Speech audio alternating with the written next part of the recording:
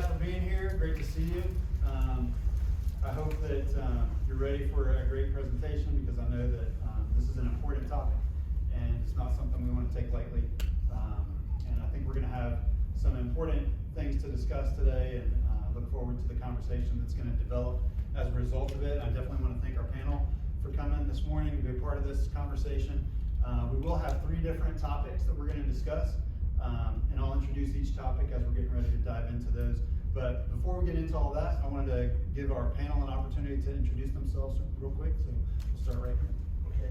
Morning, everybody. My name is Mark Mancini. I am the chief of ASAP, formerly a suicide prevention program manager here on Fort Bliss for 2.5 years. And since it's been so difficult to fill the position, I've actually been dual-hatted more than not since 2019, filled in the position. Thank you. Good morning, everyone. My name is Yadira Velasco. They call me Yadi. I am the new Installation Suicide Prevention Program Manager. I'm happy to be here and look forward to working with all the units. This is my second time in this position. I'm one of the initial 10 Suicide Prevention Program Managers that the Army hired worldwide. So I'm happy to be here. Again, I'm Yadi. Thank you. Hey, good morning, I'm Coach Miguel, left ADA. You guys know me. I'm here to provide purpose, direction, motivation to build your body, make you more resilient. And after this, if you fall asleep, we'll go outside and do a total body workout. Can't wait for that. Hi, my name is Ashley. I am one of the installations performance experts. So I work for the R2 program, or the Ready and Resilient program. My title is the Master Resilience Trainer Performance Expert. So my background is in sport and performance psychology. However, I'm also the primary instructor for the Fort Bliss R2 Performance Center. So I run the MRT certification courses. So how you get the 8 Romeo identifier. I've worked for the R2 program for 8 years. Or so for those of you who have been around a while, it used to be called Comprehensive Soldier Family Fitness. Now it's called the R2 program. I've worked for the program for 8 years. But my husband was stationed here and ended up retiring out of Fort Bliss. So I've been here at Fort Bliss for 6.5 years now. But I'll be around. We're not going anywhere. He retired and we are calling this home now. Oh, man. Hey everyone, my name is Joseph. I am one of the chaplains that is attached to the hospital. I actually am the unit chaplain for the Soldier Recovery Unit. And so my title is Chaplain Clinician. Prior to this, I was over at Walter Reed for a little bit, working in the hospital setting, and then now I'm over here in this clinical environment as well. So thanks, Todd, for the opportunity. Absolutely. Thank you, guys. Appreciate it. Panel here. So I didn't introduce myself. I know you all know me, but just for the sake of the audience today, my name is Chaplain Cole, and I'm with 343 ADA, which is the best battalion in the Army. Oh. That's right. A little less enthusiastic response than I was expecting, but that's okay. It's early, right? We're just getting started. So after each topic, we'll take about a 10-minute break. I noticed some of you guys already saw the snack table outside, so feel free to take advantage of that. The only thing is we can't bring the snacks inside.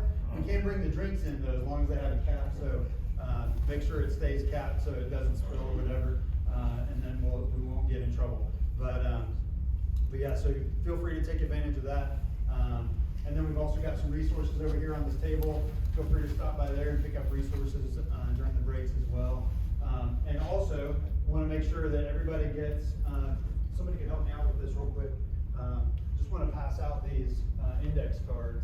So everybody take at least one index card. And as we go along through the discussion, if a question pops in your mind, or a comment or a thought, whatever it might be, if you would be willing to write that down, later on at the end of the entire discussion, the last 10 minutes or so, we'll have a Q&A, and you'll be able to ask those questions of anybody that's on the panel. And so that should be a really good opportunity for us, and we don't want to miss out on that. And we don't want you to forget your question, and that's the main reason why we wanted to go ahead and give you those index cards. And if anybody needs a pen, we've got some right up here. If anybody wants to come and just grab one, you can do that as well. So, sound good? All right, so we're going to go ahead and dive in with the first topic. Yes?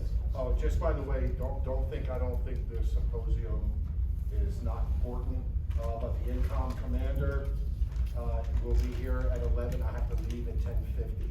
So Yadi will be able to field any questions, from there, but if you see me abruptly leave at about 10:50, or right before break and not come back, it's because, you requested my presence, or demanded it. We all understand how that goes, absolutely. And then later on, we'll also introduce him when he gets here, but Chaplain Harris will be here, who's our family life chaplain here on post. So he'll be joining us for the third topic later on this morning. So, all right, so our first topic today is minimizing risk factors and maximizing protective factors, of course, as it relates to suicide prevention. And so we're gonna kind of dive in with a little bit of a game here. So, see if our audience can identify the top 5 suicide risk factors, and I have a little reward for you if you're able to get one of those 5. So, who wants to take the first stab at it? Stress. Stress? It's actually, let's see, well, job issues. So yeah, that would be related to that. There you go. Yep. Financial problems? Financial problems. Actually, yes, that, let's see, where does that go? Yeah, job, admin, legal issues, so yeah, that goes along with that, so there you go. Yes? Family relationship issues? Family relationship issues. That's actually like failed relationships or relationship issues is actually the #1 issue, or the #1 risk factor when it comes to suicide. All right, somebody else? Depression? Depression, so mental issues is one of them, absolutely. There you go. Oh, sorry about that. All right, so we've got failed relationships, mental health issues was just mentioned, job, admin, legal issues. We've got 2 more. Gender identity? That's not one of the top 5, but I'm sure that's definitely down the list a little ways. Yes? History of suicide attempts or suicidal behaviors in family. Okay, I think that would fit under the mental health issues, but absolutely, that would definitely be in there. Hazing, bullying? I'm sorry? Hazing and bullying? That I think would fall under job issues, which has been mentioned, but yeah. We're missing a big one. Alcohol, substance abuse? There it is, that's it, that was the one I was talking about. All right, let's see if I can get it to you. There you go. All right. Anybody else? One more, there's one more in the top 5. Kids. What's that? Kids? Kids. I'm sure it's on the list, but it's not in the top 5. So there's your #1, failed intimate relationships. 51% of people identified that as one of the risk factors that they experienced. Mental health issues, 48%. And you're gonna see these numbers are gonna be relatively high. You're like, this is not adding up to 100. The reason that is because there's never just one, right? There's never just one risk factor. There are always multiple risk factors, at least a couple, 2 or 3. And so people will identify more than just one. So that's why you'll see these numbers not add up to 100. Number 3 is job, administrative, or legal issues, 45%. Number 4 is substance abuse, 24%. And you want to take a stab at the last one? Homelessness? Homelessness, it's not in this list, but that could probably be under job, administrative, or legal issues, but it's general health issues. So just like, general health stuff that people have going on that will contribute to them having those kind of thoughts. Interestingly, I had a conversation with my dad just last night, and my cousin is going through some health issues, which is causing her to have some suicidal ideation. So that fits under that category as well. So a lot of people dealing with a lot of issues. So those are the risk factors. What about the protective factors? Anybody want to take a stab at the top 5 protective factors? Families. So yeah, we've got strong and supportive relationships is one of them. Absolutely. High morale. Let's see. That's not specifically on here, but it definitely helps. Spirituality. Spirituality, that's good. So that would go under connectedness to social and faith community. So let's see if I can get that to you. Oh, almost. Physical fitness. Physical fitness. Let's see. That's not on this list, but it's definitely important. It's not in the top 5. Job satisfaction or like purpose, like meaning?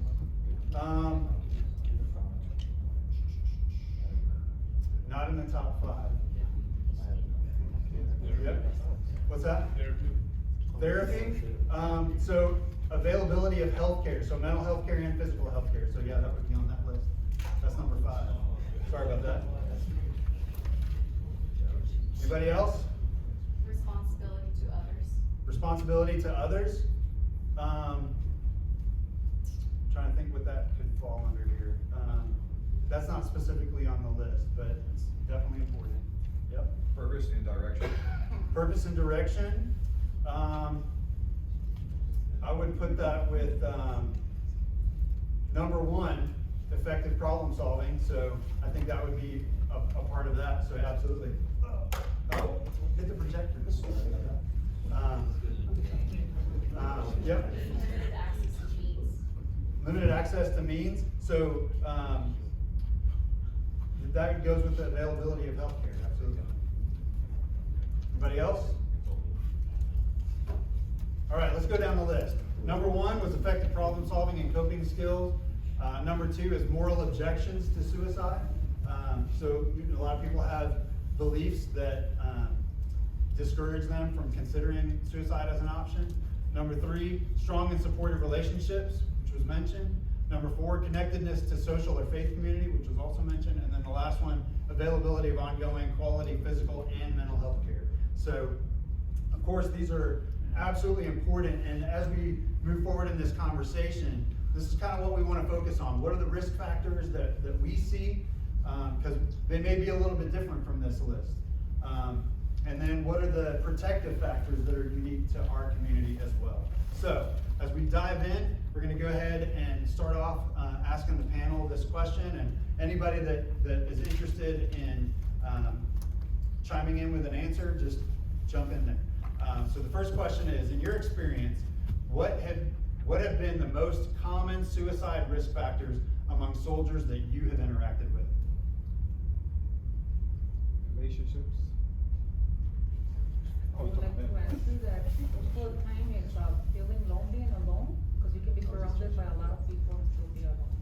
Absolutely. Connected. I think for me, it is the transitions. So whether it is transitioning out of the Army or PCSing or transitioning to Fort Bliss, but I think it's because a lot of those risk factors increase and a lot of the protective factors decrease during those transitions. Like you're switching social networks, your purpose, your faith group, a lot of changes occur during transition, so it can be an increased and elevated risk specifically for military populations. Absolutely. Let's talk a little bit more about that. So, because we've all experienced transitions, but what are some of the transitions that that would contribute to that kind of thinking? You mean like what specific types of transitions, like retiring, or issues that come up during the transition? I would say just the transitions themselves, but I mean, feel free to answer however you.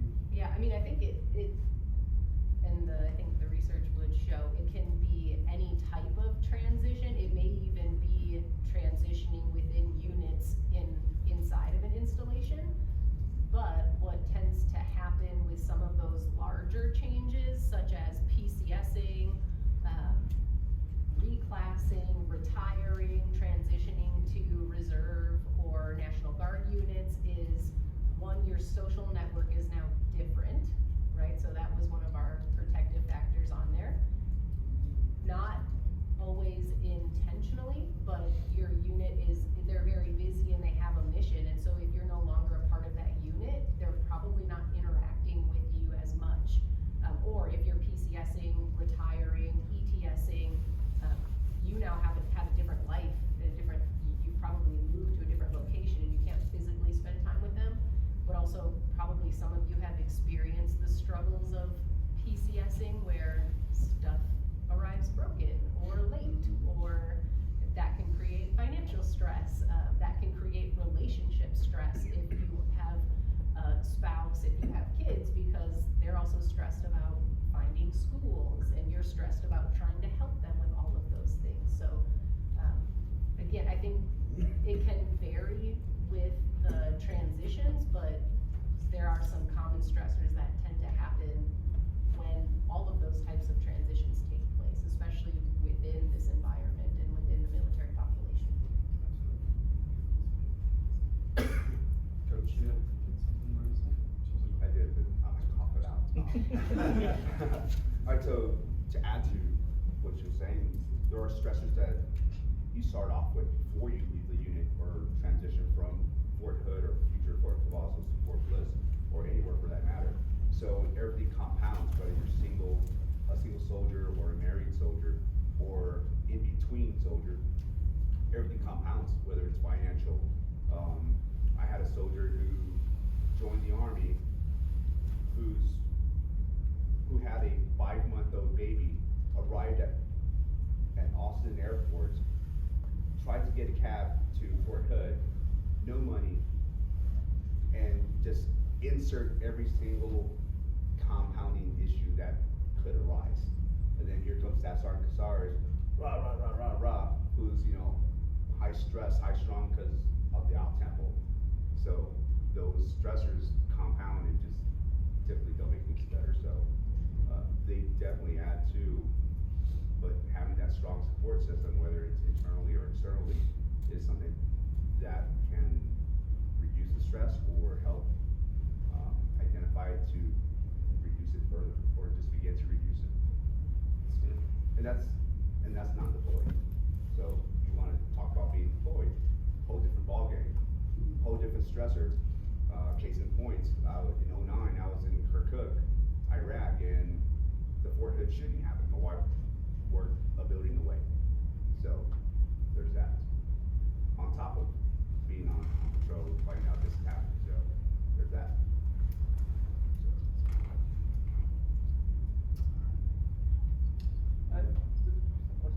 Yes, well, something that the words that came to my mind is this, thwarted belongingness, right? Right.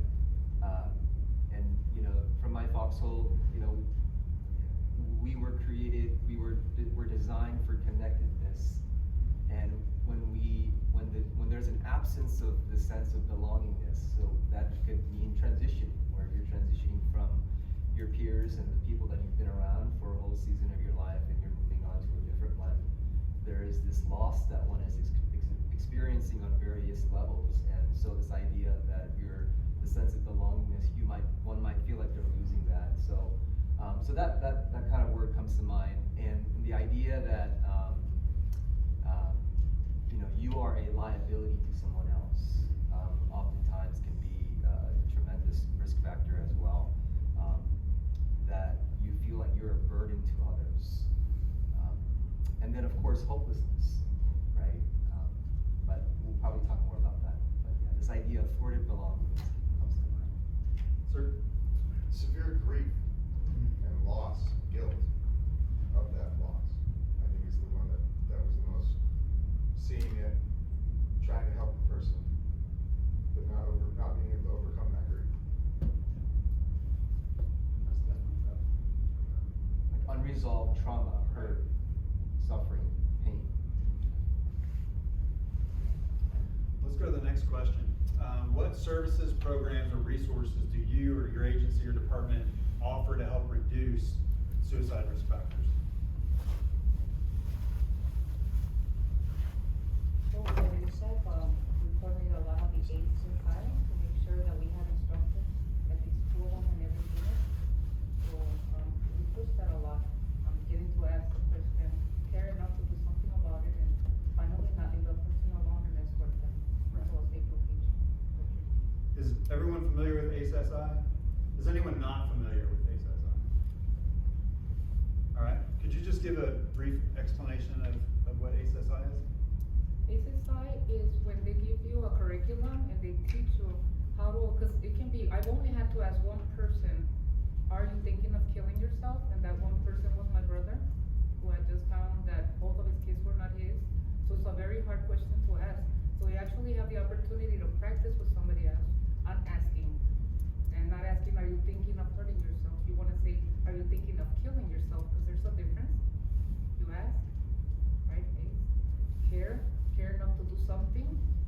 ask that you detach from your phones, make eye contact and get to know people around you so you can notice a change in behavior. And then E, escort. Get that person, don't leave them alone. You're not gonna try to disarm them, but you're gonna take them to a safe location, a chaplain, a hospital, get them the help that they need and deserve. And you can expand more on that. So ACE and ACE-SI, ACE-SI is Ask, Care, Escort, Suicide Intervention. And basically what it does is for all E5s through O3s once in their career. It's an 8-hour course. And people have a tendency to balk at 8 hours. But what it provides is the skill sets for a dialogue, for an intervention. And it gives that basic skill sets in which we lack today in today's society. And we all can admit that we are phone driven, everything. Messages going back and forth, interpretation, everything. This causes a dialogue. And the dialogue is that trust factor in getting to the root of what is actually going on. And that person is also educated not only in the techniques, but on the resources that are available to get you to where you need to be. So I always associate ACE and ACE-SI with the E, escort. And I said, it's just like general order number 1. And what is that? I guard everything within the limits of my post and quit my post only when proper relief, right? And I know it's kind of cheesy, but it's the same. It's the same principle that is your guard post. That individual that needs immediate assistance, and you're never going to leave it until somebody properly relieves you. That's EMS, your platoon sergeant, platoon leader, and then it's escorted up or it's escalated up to the proper people who can engage that person. But without those skill sets, we still continue to have suicides at an alarming rate on this installation. So not to give away my MO, but, and without raising your hand, how many of you have I walked up to and you not realize it, but I start asking questions and it's just an in-depth question, or I'm talking to you, I'm looking at you in the face. And yeah, I'm not, without raising hands, thanks. No, but there's things I'm trying to figure out. I noticed a difference in your demeanor that morning, so I want to know what's going on. Are you tired? Is something at work stressing you out? I'm being genuine because I want to know what's going on. I want to get to the root of the issue. In the event something happened, you're not trying to tell someone about it, I'm somehow that intermediate person to be able to, hey, you should probably go talk to someone. And again, I don't do that all the time. It's just as I notice things. But that's one of the things that we bring in is especially as a former soldier. Right? A lot of NCOs, a lot of officers, leaders don't get that because they're in tune with what's going on at the op tempo. And that's okay, because we get caught up. But these are things we do. These are things I do. I want to make sure you're there today, and I want to make sure you're there tomorrow. That's all I got to say. So the ASAP program, Army Substance Abuse, right? So with this, we have a program that's called Prime for Life. And the object, everybody thinks of ASAP as, oh, these guys are the P guys. They test us and try to catch us and kick us out. And that's not what the objective of ASAP is. The objective of ASAP is essentially to deter the use and the abuse of drug and alcohol. And you get to develop in your own way to decide whether or not if you're starting to develop an issue. And then we have things like the Prime for Life where you can self-refer. And it talks about the physiological and the psychological effects of alcohol and or drugs. Because I will tell you this, 75 suicides on this installation, on this and on Fort Bliss since 2016. 90% of our service members that took their life either had illicit drugs or alcohol in their system when they committed the act. And we call it the shot of courage. And if people were more educated in the use of alcohol and whatnot, and I know it sounds kind of mundane, well, I know I'm gonna get drunk, but really, theoretically, look at it, it's a depressant, and every class my staff gives, what's alcohol? Oh, it's a depressant, right? But what do we turn to when we're hurting? The thing that is gonna amplify the very situation we're in. And I give a prime example of this all the time. So Mark Mancini's wife leaves him. I'm in the barracks now. What's the first thing my buddies wanna do? And I hear this 9 times out of 10 when I'm doing these interviews and I'm talking to the classes. What's the first thing we wanna do? We wanna go party, right? So my buddy, great intention, turns around, and she says to me, she's my battle buddy, right? She says to me, Mark, there's a lot of senoritas out at the club, forget your wife, right? And I'm like, yeah, I really don't wanna do, yeah, but the pressure's killing me. So, then Yachty says, we're gonna get primed in the barracks first, because drinks are really expensive. So we start popping a couple tops, right? And we're doing some shots, we get out to the club. So Yachty hooks up with somebody. Where's Mark Mancini? By myself. I'm already intoxicated. Hopefully I make the right decisions and I go back and I get an Uber or get a ride back. But then where am I left? In my room, isolated. And 9 times out of 10, that's the way it takes place. And everybody's great intentions are great. Hey, we're gonna let our hair down a little bit, do our thing. But what we're not thinking is ultimately, what is the result of drinking and being intoxicated? And that's amplifying everything that's going on. I don't know too many people that are in a pissed off or regular mood that drink and all of a sudden now they're happy. They normally get the opposite. And they get pissed off, then they start crying, and then they're, I love you, man, and then they're tearing and everything, tell me I'm lying. But we do it, and it's consistent, and it's a cycle, and we keep on doing it. And until we actually have the conversation, and we stop doing it, I promise you we'll have a lot less suicides. Because everybody turns to the drink, or the illicit drugs. Thank you. Let's go to the next question. So what methods have you found to be most effective in minimizing suicide risk factors? Conversation piece. We're terrible at it. We're terrible at dialogue. We're terrible at engaging people. And we have found more times than not, when leaders intervene, it's that conversation and that trust piece. And if we're having the conversation, it's just like walking past somebody during the day. I might see the Sergeant Major back there go, hey, what's going on, Sergeant Major? I'm walking, he's like, hey, I'm gone. Because I'm so focused on what's going on that he may be trying to tell me something, or vice versa. It's a conversation. It is getting knee deep and knowing who your soldiers are and knowing who your leaders are. And I challenge every one of you, especially the E4 and below. To me, throughout my 30 years in the Army and my 8 years here, I talk about manipulation versus gravitation. You're never guaranteed, you're promised great leadership. Unfortunately, we don't always get that. Can we agree? Your character then is defined by whether or not you manipulate that weak leader and blame everything on them.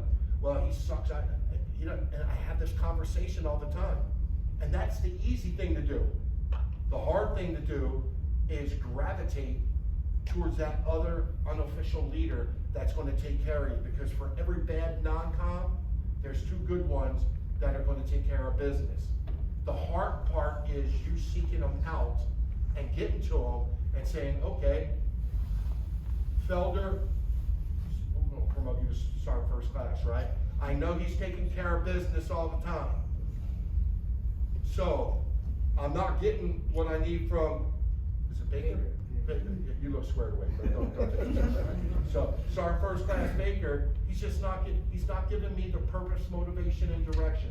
He's not giving me the counseling, and he's not pointing me but I know he's locked and cocked in all the time, I'm gonna start gravitating towards him, even though you could say, well, it's disloyal, or no one loves oneself like thyself, right? You've gotta take care of business. You came in for a purpose. I'm going to get him to get to my purpose. And if you don't take that attitude, then we're just gonna keep on blaming the chain of command, the mission, the NCOs around us for not taking care of the business when there's somebody else who can do it for you. Yeah, I think I would say, let me make sure I'm reading the question correctly. Yeah, so for minimizing risk factors, within one side of our program, right, MRT, really what MRT is looking at is your coping skills. So there's self-awareness, self-regulation, connection, strengths of character, mental agility. Like those are the targets for MRT, increasing not just an individual's capabilities to be more aware of themselves, think of things differently, being able to take different perspectives, recognize, like, hey, yes, I have this emotion and it's not helping me right now, it's actually harming me, it's getting in my way.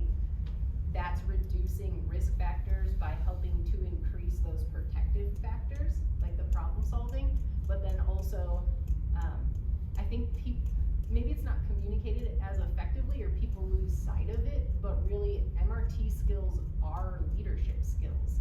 So just like Mark was saying with those conversations, if you understand the MRT skills, if you can better identify ways that people think and errors that we make in our thinking, it's just the way that our brains are hardwired, then you can have a more effective conversation, right? Instead of just saying, cut and paste comments like, oh, like, yeah, that must suck, or you have a lot on your plate, you're better understanding because you have that depth of knowledge. So you can be a stronger leader, you can have more thoughtful, impactful conversations by not just having the awareness of yourself, but also being better aware of your soldiers and how they're thinking, what they believe, what their relationships are like, and how they might be contributing to either building those relationships or eroding those relationships. So really within our program, that's the side of it that is more preventative.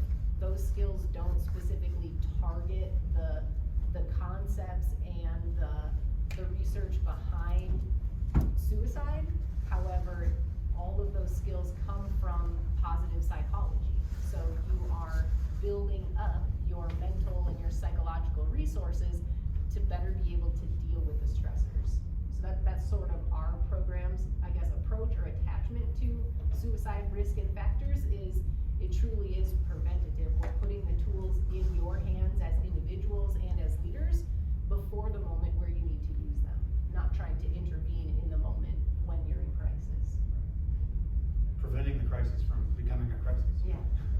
And I would say also to accept it more individually.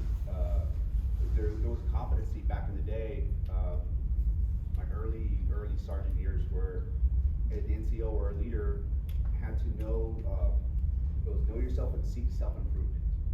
If you didn't know who you were about, what you were about, you had to seek that self-improvement because clearly you didn't have the answers.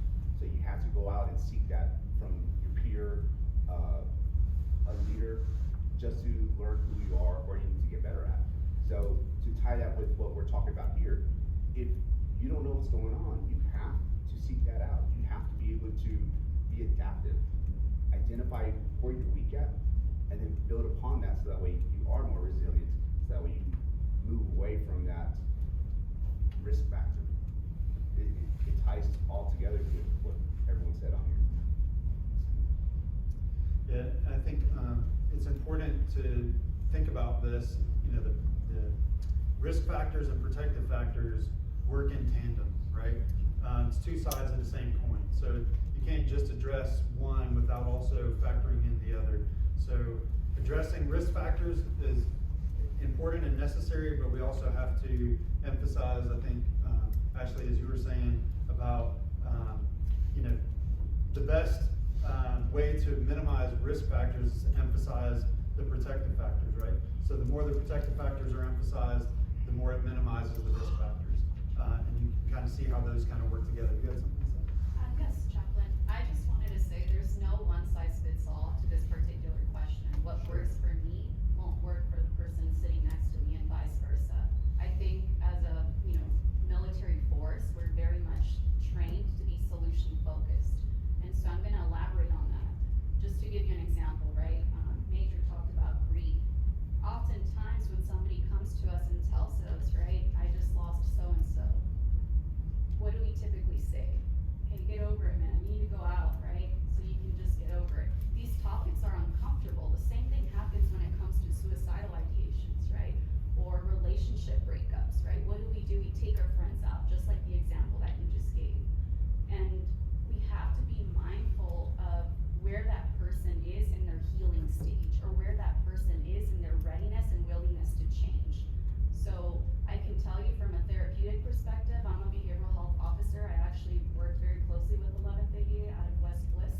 What I can tell you is that from my experience, I want to get to know you as a person. I want to explore, hey, this is a tough time right now, but what has worked for you in the past? That's what I want to build off of. Because I'm not gonna sit here and tell you do this, this, and this. And I think that's where sometimes even establishing a safety plan, we've become very robotic, right? And it goes back to that solution focus.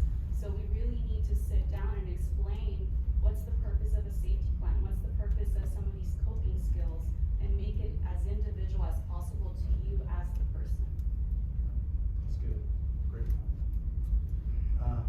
Sir? I think the biggest thing that I learned from my experience has been, it's good to be there for the first week, 2 weeks. But these things last for months, years. And so as the months and the years go on, you think the person's doing better. It's important to keep this going, because it could go for longer than a week or 2 weeks. It's not an immediate solution. So despite the fact that we're taking somebody out, we're doing something, we're with them all the time. As the weeks and months go on and we go back to normal life, that person is still dealing with these issues. Right. And not forgetting that. That's good. We're gonna take a 5-minute break.